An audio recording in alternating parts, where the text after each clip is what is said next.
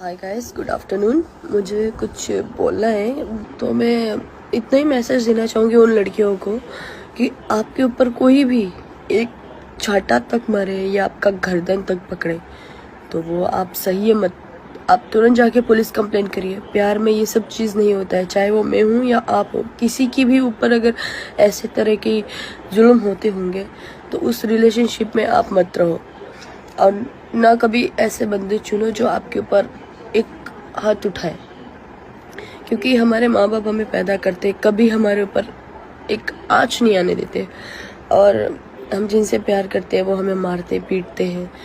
तो ऐसा तो प्यार नहीं चाहिए। इससे बढ़िया है कि आप प्यार ही मत करो। तो मेरा यही मैसेज है कि प्लीज़ डोंट ट्रस्ट एनी